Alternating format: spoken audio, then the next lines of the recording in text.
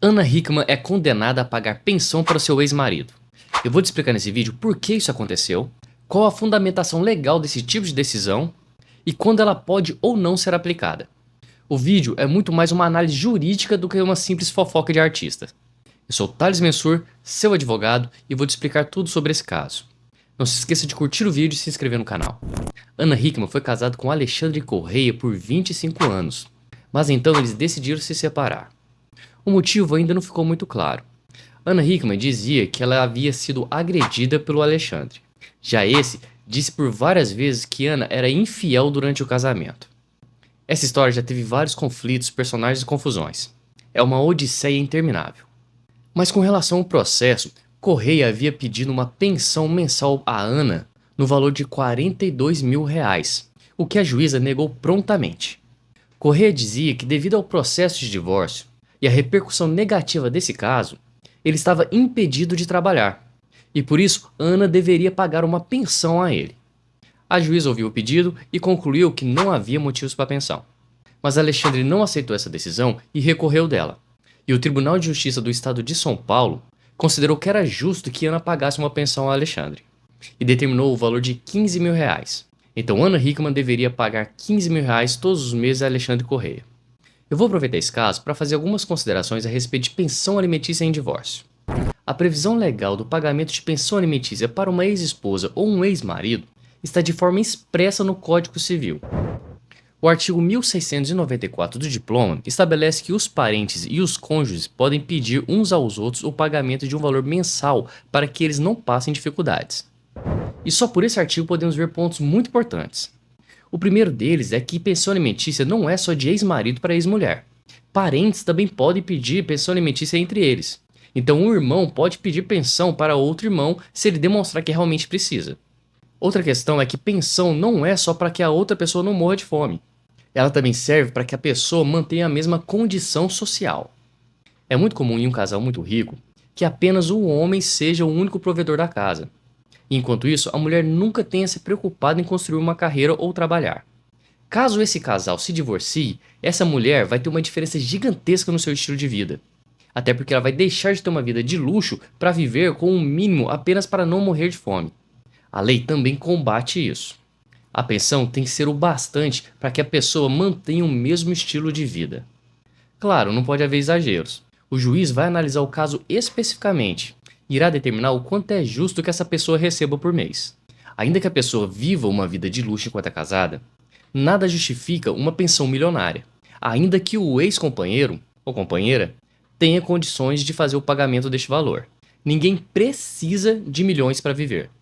Também é importante esclarecer que pensão alimentícia não é um direito da mulher. A lei não faz qualquer distinção. Então, caso a mulher seja a provedora da família e o homem não tenha condições de se sustentar, ele pode pedir uma pensão alimentícia para sua ex-esposa sim. E isso tem se tornado cada vez mais comum nos últimos anos. Aqui no escritório mesmo, nós temos várias ações de pensão alimentícia para homens. Isso tem se tornado muito comum em nosso polo de direito de família. Mas é importante esclarecer que não é qualquer marido ou mulher que tem direito à pensão alimentícia não. É necessário que ela realmente precise dela. Pessoas idosas, com dificuldade de ingresso no mercado de trabalho, ou que se dedicaram a vida toda para o relacionamento, nunca se preocupando em construir uma carreira, possuem muito mais dificuldade para buscar o seu sustento após o divórcio. Agora, se o cenário for diferente, a história muda. Por exemplo, o homem era o único provedor da casa, mas a mulher é jovem, possui diploma universitário e é saudável como um búfalo. Nesse caso, ela tem plenas condições de ir atrás de seu sustento. Isso não significa que o juiz não vai dar a ela uma pensão alimentícia, mas com certeza ele vai pensar duas vezes antes de dar sua decisão. Outro exemplo, tanto o homem quanto a mulher trabalhavam. Ambos ajudavam nas contas da casa. Os dois possuíam carreira e empregos. Nesse caso, não há o que se falar de pensão.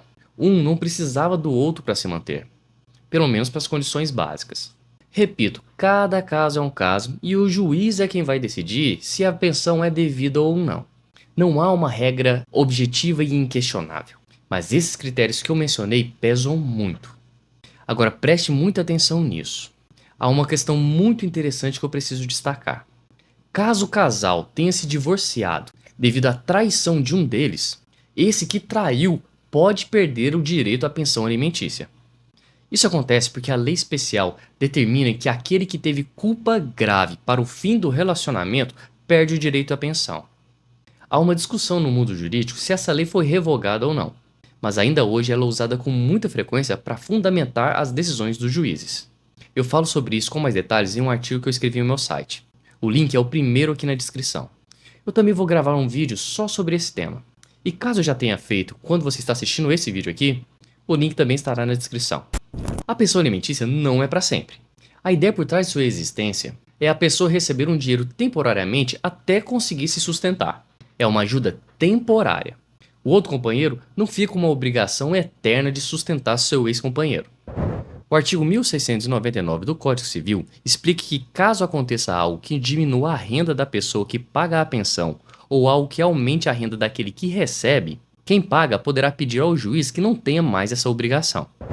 A pessoa se formar, conseguir um emprego ou se casar novamente são os casos mais comuns que justificam o fim do pagamento de pensão alimentícia. Então, o pagamento da pensão dura até quando a outra pessoa conseguir se sustentar. Mas se for provado que a outra pessoa também não está se esforçando nem um pouco para que isso aconteça, o juiz também poderá extinguir a pensão. E qual o valor que tem que ser pago na pensão alimentícia? 30% do salário mínimo? 40%? Não existe nada disso. A lei não estipula valor de pensão alimentícia. O juiz irá analisar cada caso. O que precisa ser levado em consideração é a necessidade de quem será alimentado e a possibilidade de quem irá alimentar. Quem coloca esses dois critérios na balança é o juiz. Como nos exemplos que eu citei anteriormente, uma jovem formada tem muito menos necessidade de pensão alimentícia do que uma idosa que nunca trabalhou na vida. Da mesma forma, a condição social daquele que irá pagar a pensão também é muito relevante. Se essa pessoa ganha um salário mínimo, por exemplo, ele não poderá contribuir com muito, mesmo se quisesse. Agora, um jogador multimilionário, por exemplo, ele tem condições de pagar uma pensão generosa à sua ex-mulher, ainda que ela tenha condições de se manter por conta própria. No caso do divórcio de Ana Hickman com Alexandre Correia, a fundamentação da pensão alimentícia é justamente o desequilíbrio financeiro que Alexandre está passando devido ao divórcio. A juíza do caso considerou o afastamento de Alexandre Correia das empresas que ambos administravam e também das parcerias de Ana Hickman. Embora o patrimônio do casal seja devido à imagem de Ana, ficou bem claro no processo a grande participação de Alexandre Correia na administração dessa empresa.